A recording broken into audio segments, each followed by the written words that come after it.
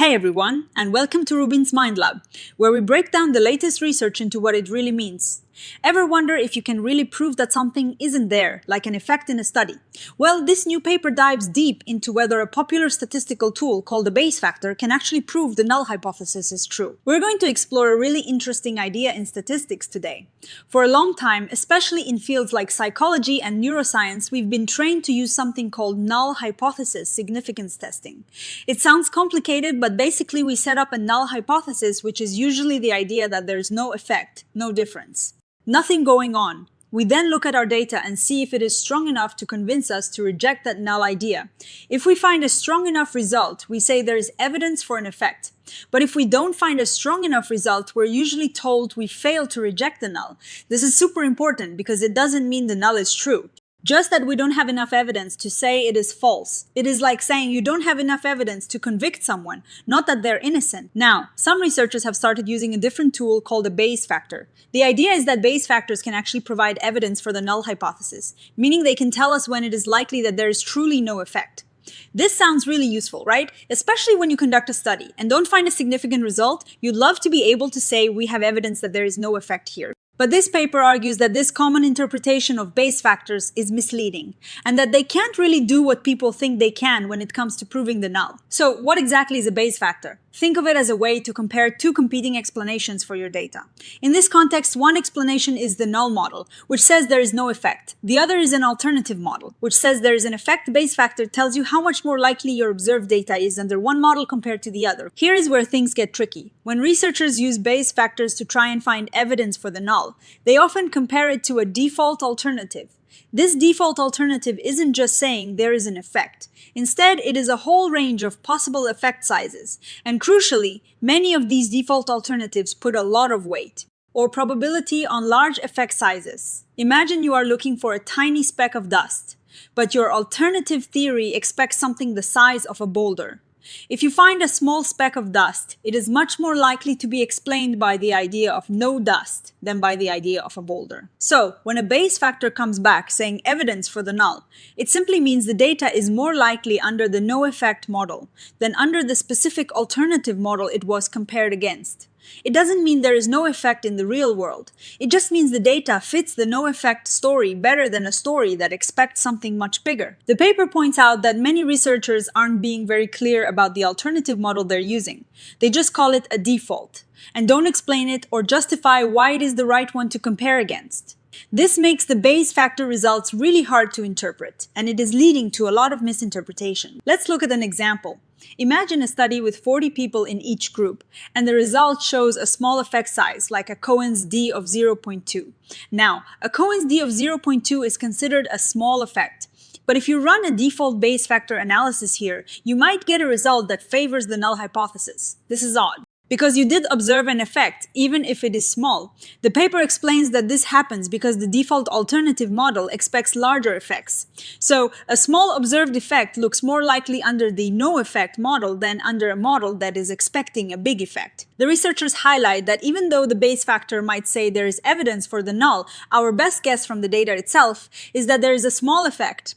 It is just that with a small sample size, we can't be sure if that small effect is real or just due to chance. The key takeaway here is that observing a small effect and getting a Bayes factor that favors the null doesn't mean there is no effect.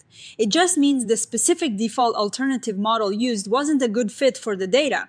If you chose a different alternative model, one that predicted small effects, you'd likely get a different Bayes factor result. To really get a handle on this, the researchers ran simulations. They created tons of fake datasets with known true effect sizes, from no effect at all to pretty large ones.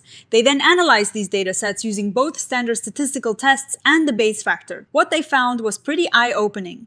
When there was actually no effect, the default Bayes factor correctly favored the null hypothesis a good chunk of the time.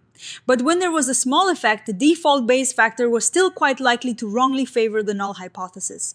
This means that even when a real small effect exists, The default Bayes factor analysis might lead you to conclude there is no effect, which is a problem. Even with a medium-sized effect, the default Bayes factor still sometimes favored the null, while a regular t-test would have correctly detected the effect. This is a crucial point. In studies where there is a real medium-sized effect, a standard frequentist test would correctly identify it most of the time. But the default Bayes factor approach can miss it and even incorrectly point to the null hypothesis.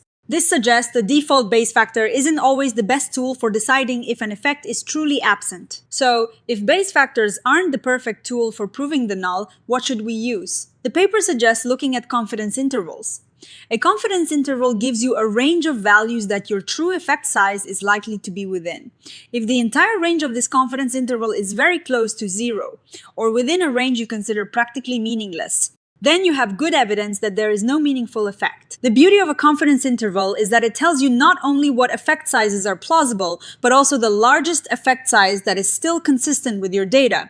If that largest possible effect is still tiny and not practically important, then you can confidently say there is no meaningful effect. The paper shows a table that demonstrates how sample size impacts what you can conclude. To be confident that an effect is practically 0, you often need very large sample sizes. For instance, if you consider any effect bigger than 0.2 to be meaningful, you might need over 400 participants in total for an independent study. This highlights that showing no effect requires a lot of data. So, to wrap up, the main message of this paper is that Bayes factors, especially when used with default settings, cannot definitively prove the null hypothesis. They can tell you which of two specific models better explains your data, but that is it. They don't prove that an effect is exactly 0. In fact, the paper argues that frequentist tools like confidence intervals and equivalence tests are just as good, if not better, at helping us understand what we can and cannot conclude from studies that don't find a significant effect. The key is to understand what question your statistical test is actually answering. If you want to know if there is evidence for the absence of an effect, you need to carefully choose your alternative hypothesis, or use tools that define a range of practically meaningful effects, like confidence intervals. The researchers encourage researchers to be clearer about their statistical models and interpretations.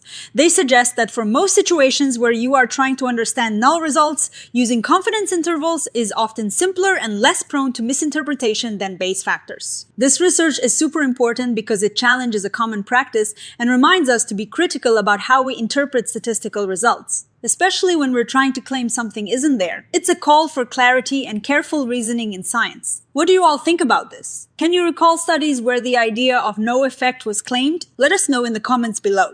And if you found this breakdown helpful, please give it a thumbs up and subscribe to RUBIN'S Mind Lab for more science explorations. See you next time!